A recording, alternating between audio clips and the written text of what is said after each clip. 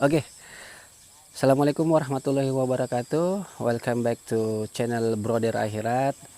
Alhamdulillah, untuk edisi kali ini kita kedatangan narasumber career woman yang terjun tanpa dia dunia entertain, khususnya perfilman Indonesia, khusus Makassar itu.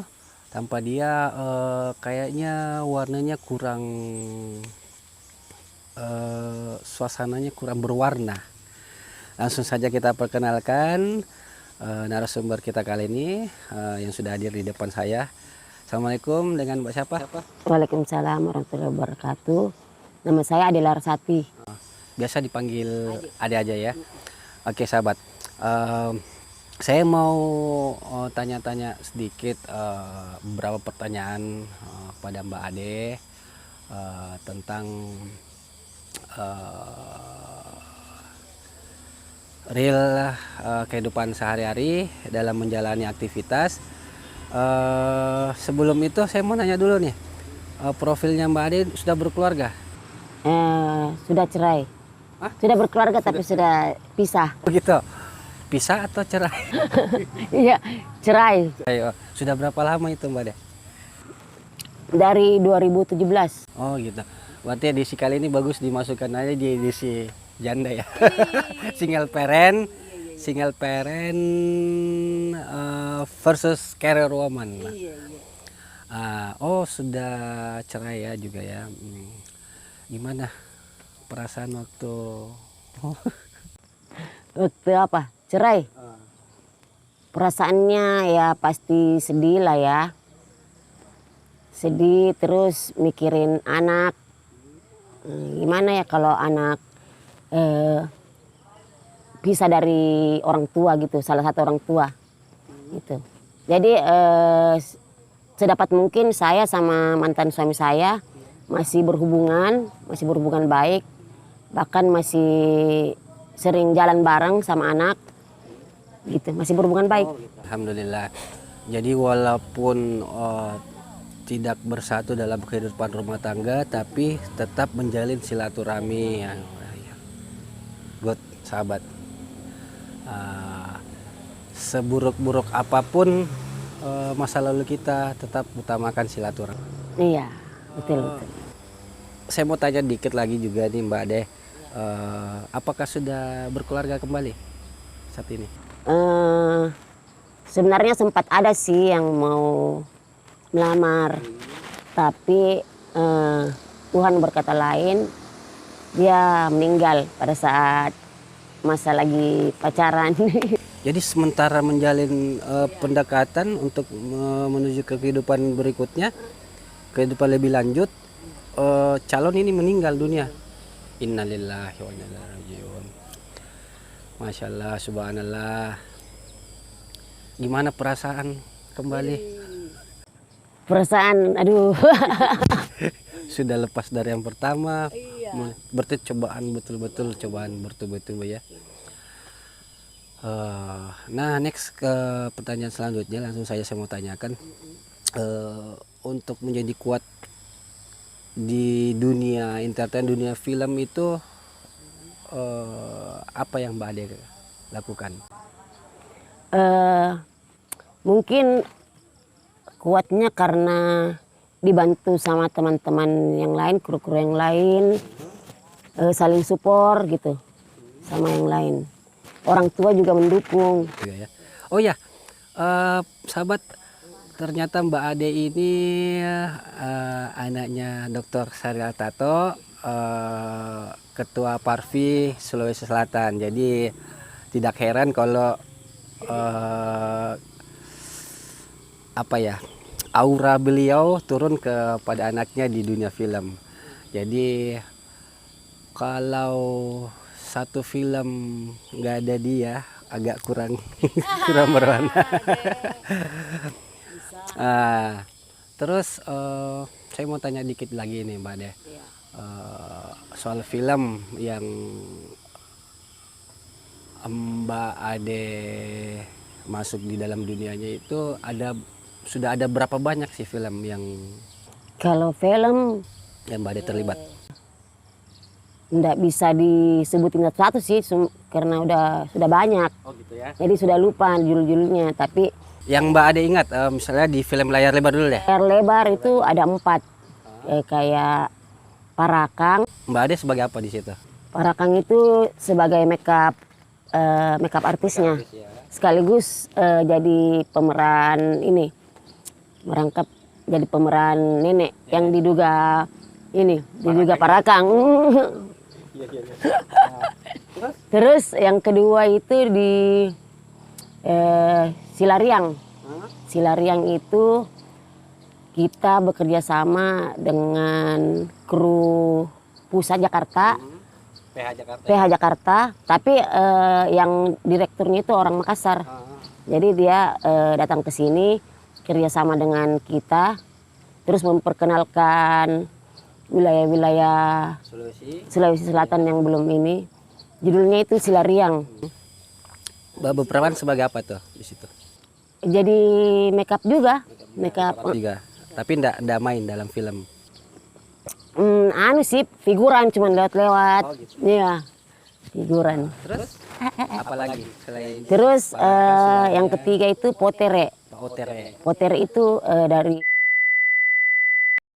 Sebagai apa Mbak Ade di sebagai wardrobe. wardrobe?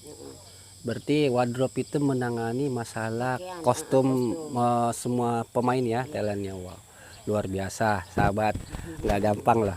Jadi wardrobe, makeup artist itu betul-betul harus perfect agar bisa tampil di depan layar kamera. Itu baru 3 tuh. 3. Yang terakhir itu Toraja in Love. Toraja in Love itu diproduksi oleh Gitu ya. Tapi ini film semua sudah tayang di bioskop. kalau Silariang, Parakang sudah tayang. Potere itu kayaknya batal tayang di layar lebar deh kayaknya, tapi dengar-dengar sih begitu. Udah nggak pernah dengar kabar juga. Kalau Toraja in Love, insya Allah tahun ini atau tahun ini depan ditayangkan di bioskop seluruh Indonesia. buat sahabat yang pengen nonton produksinya yang Mbak Ade geluti bisa. Iya. Untuk yang belum tayang di studio bioskop seluruh Indonesia ada nanti Toraja in Love. Toraja in Love. Jangan lupa ya. Nah, dari 4 layar lebar yang Mbak Ade sudah terjun di dalamnya langsung itu, ada film-film lain selain itu, misalnya film-film YouTube, short Iya. film, banyak juga ya. Banyak. Izinkan aku menikah lagi. Terus apa lagi? Berarti sama kemarin sama Mbak Ima ya? Iya, Jadi sama. Oh dia. Kalau Mbak Ima kemarin dia sebagai apa di situ? Talent dia. Talent sebagai apa maksudnya? Sebagai istri kedua, istri ketiga? Dia sebagai apa ya? Iya, dia sebagai istri. Istri ke Kesekian kali. berapa gitu ya. Kalau saya istri ke-7. Luar biasa, sahabat. Cocok banget dengan podcastnya Janda. Terus selain itu izinkan aku menikah lagi. Izinkan aku preman jatuh cinta. Terus jarang di Jeneberang. Terus aduh banyak lupa. Banyak ya. Iya jadi salah satunya itu. Berapa yang Mbak Ade sebutkan tadi? Terlanjur mimpi. Yang sekarang Lagi masih sementara lagi sementara juga. Udah tayang per episode. Sudah berapa episode? Sudah 4 4 episode, episode di YouTube ya, ya? di YouTube. YouTube channel Rumah Lentera. Siap. Luar biasa sahabat. Narasumber kita kali ini dengan Mbak Ade. Ternyata betul profil yang saya baca, profil Mbak Ade itu sungguh luar biasa. Dan saya mau tanya nih Mbak Ade, Ya. untuk terjun ke dunia entertain begitu, selama menggelutinya tuh gimana perjalanannya, suka dukanya, ketika misalnya kan kehidupan kita ini tidak selamanya mulus, pasti ada cobaan. Apakah Mbak Ade menyerahkan kepada Allah Subhanahu wa taala atau tetap menyerahkan bergantung kepada manusianya itu? Iya, pastilah. Awalnya itu saya sebenarnya ndak terlalu tertarik gitu. Walaupun bapak bergelut di dunia acting, tapi saya kayaknya ndak terlalu tertarik sama dunia acting, sama dunia film. Lebih tertariknya ke musik sama lukis. Oh gitu, tetap ke dunia seni juga ya. Sini juga, tapi Cuman ketidaktertarikan itu membuat satu karyanya Mbak Ade jadi lebih luar biasa di dunia film. iya mungkin karena support ya, support teman-teman. Karena dengan kreasi tangannya Mbak Ade sebagai makeup artist, jadinya filmnya sukses. Nah, Amin. mudah-mudahan kedepannya lebih sukses lagi. Oke, next pertanyaan Mbak Ade, ini saya mau tanya nih, selama bekerja di dunia entertain itu suka dukanya bekerja sama dengan produksi house sineas itu gimana? Kalau sukanya banyak juga sih sukanya. Iya. Tambah keluarga baru, Iya, terus teman baru, iya, terus ilmu baru. Karena di setiap PH itu kan sistemnya beda-beda. iya. Sistemnya beda-beda. Jadi itu aja pengalaman baru, dapat pengalaman baru, Dapat keluarga baru, sambil banyak menjalin silaturahmi teman. ya. Terus dukanya itu apa? Dukanya itu kalau tidak dibayar. Oh gitu. Jadi Iya. jadi kebanyakan gitu ya. Ada. Ada kita bekerja sama tanpa dibayar. Tanpa dibayar. Tapi memang komunikasi awal itu awalnya memang tidak dibayar atau memang ada komunikasi atau Ada sebagian sih yang sudah komunikasi dari awal, tidak ada kontrak? tidak ada kontrak. Tapi ada juga yang ada kontrak tapi tetap tidak bayar. Belum oh gitu. Apakah memang tidak dibayarnya itu apakah misalnya memang si produksi house ini memang sponsornya belum cair atau bagaimana? Kadang kayaknya ininya membengkak deh. Anggaran pembiayanya membengkak, iya. Kadang gitu anggaran. Terus kadang juga masuknya telat dari pihak sponsor. Telat masuknya. Tapi setelah Pas masuk udah dilupakan. Masya Allah. Subhanallah. La ilaha. Sahabat, suka dukanya Mbak Ade selama di dunia entertain itu lumayan cukup banyak. Salah satunya dia sudah ungkapkan di podcast kita hari ini. Tapi jangan lupa dulu ya, jangan lupa di subscribe di bawah ini podcast Brother Akhirat. Jangan lupa nyalakan loncengnya. Insya Allah saya kedepannya akan menyuguhkan podcast cerita real kehidupan narasumber. Oke sahabat, selama kita bersabar menjalani hidup ini, insya Allah Tuhan terus melindungi kita kemanapun langkah kita melangkah selama niat kita baik. Saya mau nanya dikit lagi nih Mbak Ade, back ke yang sedikit berperasaan. Tadi Mbak Ade bilang sudah 3 tahun menjalani single parent ya, menjadi sebagai seorang career woman juga. Nggak ada pemikiran untuk menjalani lagi setelah yang kedua calon meninggal? Ada lah, pasti ada pemikiran mau nikah lagi, pasti ada. Cuman jodoh bos. Gitu ya. Jodohnya tetap serahkan sama Allah ya. Serahkan sama yang di atas. Kalau mau.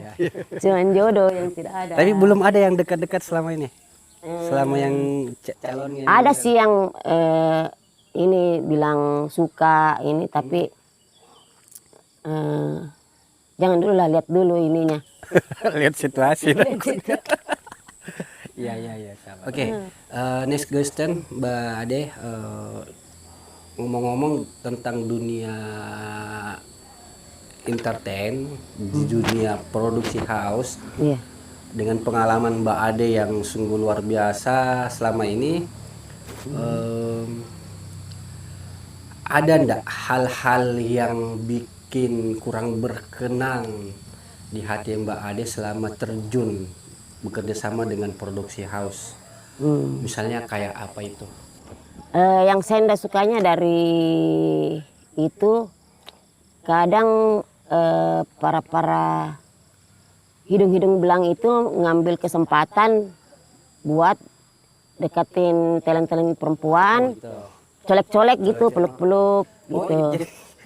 Jadi kebanyakan gitu juga ya? Iya. Di dalam suatu perusahaan untuk para kaum Adam. Kadang masih dalam artian gini. Ketika kita beradab, insya Allah iman itu ngikut. Iya. Ya, berarti selama Mbak Ade bekerja sama ada juga PH yang krunya kru atau manajemen ini yang lingkup dalam situ Iya, ya? dalam lingkup itu. Kadang gitu ya. iya. Mau talent, mau sutradara, mau kru, gitu ya. iya. Kadang ada aja gitu yang Masih mengeluarkan hidungnya yang belang-belang gitu. Berarti mau di make up kayaknya itu Mbak Ade. Kayak hidungnya yang enggak belang. terus kadang kasihan kan yang talent-talent cewek yang baru yang masih ABG-ABG yang masih anak-anak itu Berarti dijanjikan. korbannya rata-rata orang-orang Yang baru, yang talent-talent tidak tahu kondisi situasi ya. Oh gitu ya. Yang talent-talent baru dijanjikan jalan sama saya yuk, nanti kamu ini jadi ini. Minta jalan sama dia, emangnya ini nggak ada pasangan? Siapa sih? Ya minta jalan. Kadang ada juga yang ada pasangan, ada juga yang Masih minta jalan. Iya. To the point gitu ya. Iya. Subhanallah. Masya Allah. Masalah. Nah, makanya bagusnya di tiap-tiap PH kontraknya itu harus ada Masukin poinnya itu. masukin poin, Kayak misalnya tidak boleh ada pelecehan gitu. apabila dari produksi khas melakukan manajemen di dalam PDAM melakukan tindak asusila akan diproses ya. Iya, Bagus iya. juga itu. Itu Jadi karena sahabat untuk menjaga ini talent-talent perempuan. Iya. Sahabat, bagus juga saran dari narasumber kita hari ini untuk produksi house di dunia perfilman agar mencantumkan di dalam poin-poin kontraknya itu agar apabila selama di lapangan Iya. di lokasi proyek itu apabila terjadi tindakan asusila yang melakukan siap diproses. Iya. Jadi untuk mengurangi angka pelecehan. Tindakan, iya. Bagus juga. Tindakan pelecehan. Oke. Selanjutnya saya mau nanya dikit lagi nih Mbak Ade. Gimana menurut pendapat Mbak Ade tentang akun-akun media sosial yang belakangan ini banyak marak di media sosial yang membicarakan tentang perempuan? Misalnya kayak ada yang menamakan dirinya kayak mak-mak, kayak mak lambe, lambe tuh mak lambe turai misalnya kayak gitu ya. Kalau menurut saya sih selama apa sih akun ini mengangkat tentang atau membela hak-hak perempuan, Ya, terus menjadikan perempuan lebih mandiri ya. dan lebih baik gitu, ya kenapa tidak? Asal jangan dengan akun ini perempuan malah jadi apa ya? Dijatuhkan gitu. Oh gitu ya ya. Dijatuhkan gitu. Jadi menurut Mbak Ade it's okay aja ya. Selama itu hal positif, Positif. it's okay. Kalau terlalu banyak Malah bagus negatifnya, kalau dia membela hak-hak Iya. wanita, perempuan gitu. siap. Oke Mbak Ade, saya mau tanya lagi.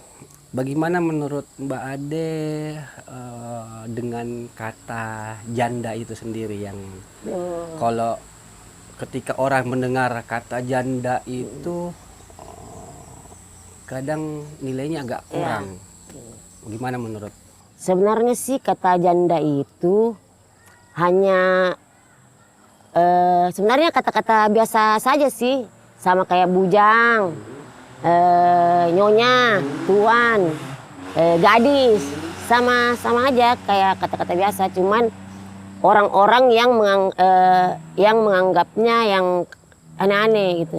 Dalam tanda kutip ya. Tanda kutip ya. Padahal sama saja semuanya, janda, duda. Berarti mindset dari individunya yang menerima itu yang ya. Oh, iya, iya. Emang why not janda? Emang why not janda? Emang why not janda? Ya. Betul. Jadi ketika kita selalu berpikiran positif ke setiap orang, insya Allah. Ya. Mau janda kek, mau gadis kek, asal mereka bisa menjaga diri, pasti tetap di mata orang pasti positif. Siap. Gitu. Masya Allah. Iya. Sebelum kita menutup podcast kita sore hari ini, mungkin ada pesan-pesan dari Mbak Ade ke sahabat-sahabat di luar sana. Pesan-pesan terutama buat janda nih, karena kita lagi ini membicarakan tentang janda. Untuk janda jangan merasa berkecil hati. Oke, terus pesan buat talent-talent atau orang-orang wanita-wanita yang baru mau menjajaki dunia entertain, pesan saya itu kalau bisa jangan sampai diiming-imingi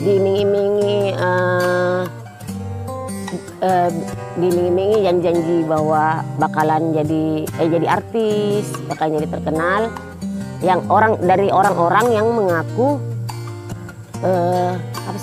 dari Produksi house. PH gitu. Karena banyak tuh kan sekarang dijanjiin mau jadi ini asal mau diapa-apain. Padahal dalam kutip apa nih, mau diapa-apain apa? ya gitu itu. Tanda kutip ya. Oh gitu. Ya, tanda kutip. Padahal sebenarnya yang dia ajak itu emang punya bakat, punya talenta yang potensi untuk berakting, mampu berakting. Diambillah kesempatan itu. Ini kayak casting gitu, seumpamanya. Ini lolos. Kesempatan deh, pura-pura. Saya kasih lolos kok casting asal kau mau. Padahal memang sudah lolos casting gitu. Cuma kan memang saya perhatikan orang yang di casting itu rata-rata orang yang harus sebagai pengcasting harus orang yang bisa melihat karakter orang. Kan? Ya. Jadi mungkin ada juga yang pengcasting itu suka mengambil kesempatan ya. Pintar, karena pintarnya melihat karakternya orang. Oh ini bisa nih saya manfaatkan. Oh gitu. Aduh. Jadi kalaupun kalian sudah dijanji terus sudah begitu, kalau kalian tidak punya bakat acting, tidak punya potensi untuk jadi artis, tidak bakalan bisa. Susah gitu ya.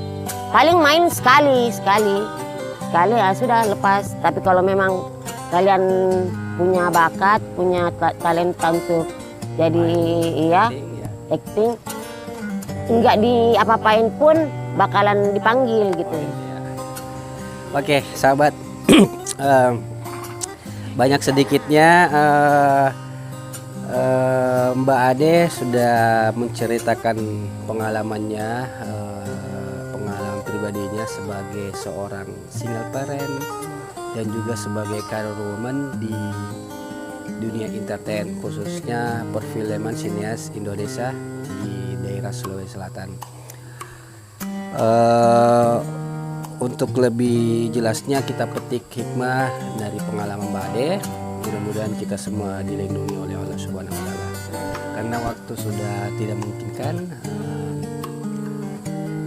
jangan lupa di subscribe ya channel Bodi Akhirat Insya Allah kita ketemu lagi di channel selanjutnya bersama narasumber yang lebih mantap menceritakan real kehidupan. Oke, sampai di sini dulu. Sekian dulu Brother Akhira Channel bersama saya Andrika Dan saya Adela Rasa. Adela Rasati. Sampai jumpa di edisi selanjutnya, tentunya di Brother Akhira Channel. Wabillahi taufik walhidayah. Wassalamualaikum warahmatullahi wabarakatuh. Terima kasih banyak. Iya, sama-sama.